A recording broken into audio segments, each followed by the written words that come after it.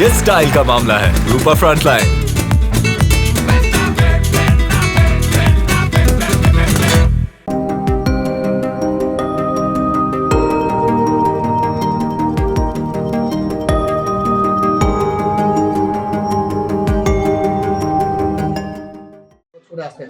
এই বিষয়টা নিয়ে আপনারা কি ভাবছেন? সর্বপ্রথম আজকে এই স্বল্প সময়ের মধ্যে আপনারা সাংবাদিক বন্ধুরা আমাদের এই ছোট্ট একটা প্রোগ্রাম দাদা এসছেন, তো এখানে আপনারা আসার জন্য আপনাদের সবাইকে অনেক অনেক শুভেচ্ছা। তো আপনি যে প্রবলেমটা বললেন এটা ইসলামপুরের বর্তমান জ্বলন্ত প্রবলেম।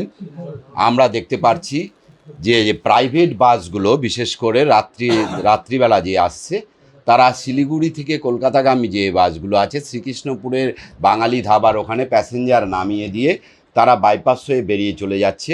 এবং যারা কলকাতার থেকে আসছে কিছু বাস, তারা ম্যাক্সিমামই আমাদের অলিগঞ্জের ওখানে বাইপাসের মধ্যে হ্যাঁ সেখানে নামিয়ে দিয়ে তারা চলে যাচ্ছেন।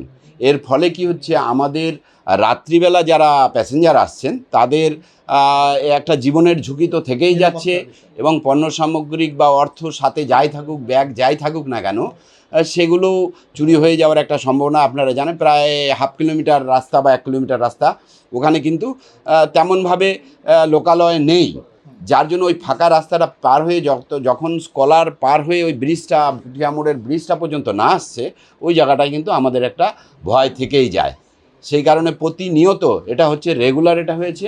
আমরা কয়েকদিন আগে আমাদের মাননীয় পৌরপ্রধানকে আমরা একটা ডেপুটেশন দিয়েছি, সেই ডেপুটেশনের মাধ্যমে আমরা এটা জানিয়েছি এবং উনিও যথাযথ ব্যবস্থা গ্রহণ করবেন। আমরা এর পরবর্তীতে ধাপ আমরা ইয়ের কাছে গিয়েছিলাম, আমাদের ট্রাফিক ওসির কাছেও গিয়েছিলাম। আমরা আগামীতে এসডিও ম্যামের সাথে কথা বলবো এবং পরবর্তীতে যেখানে যেখানে কথা বলতে হবে অবশ্যই কথা বলবো। তো আজকে পার্থবাবু আমাদের এখানে এসছেন, আমরা খুব খুশি।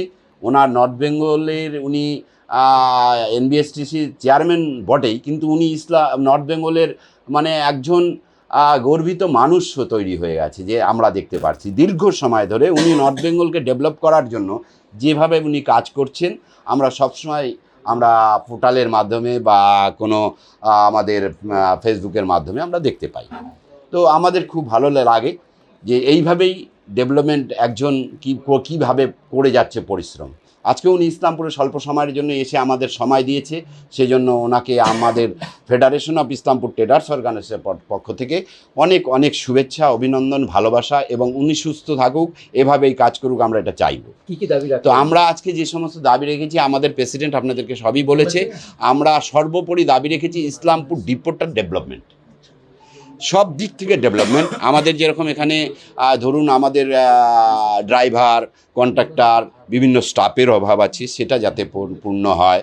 আমাদের বিভিন্ন রুট ইসলামপুর শহরের যেগুলো লোকাল রুটগুলো বসে আছে, সেই লোকাল রুটগুলোকে পুনরায় চালু করা, প্রচুর তাতে ডেভেলপ হবে আমাদের ইসলামপুর ডিপোর। অর্থনৈতিক দিক থেকে আমাদের এনবিএসটিসির লাভ হবে, এটাও আমরা বলেছি। যেমন দাসপাড়া রুট বলেছি আমরা, লক্ষ্মীপুর ভায়া লালবাজার হয়ে গোয়ালগঞ্জ যেটা আমাদের আছে দোলোয়া সরস্বতী, সেটা বলেছি আমরা নবদ্বীপ একটা বলেছি। আমরা ইসলামপুর থেকে কলকাতা রকেট সার্ভিস ছিল, তারপরে সুপার ছিল, সেটা বন্ধ হয়ে গেছে, আমরা সেটার কথাও বলেছি দাদাকে। তো এবং আমরা যেটা বলেছি সেটা হচ্ছে শিলিগুড়ি থেকে দেখবেন আপনারা 7টার পরে কোনো গাড়ি নেই।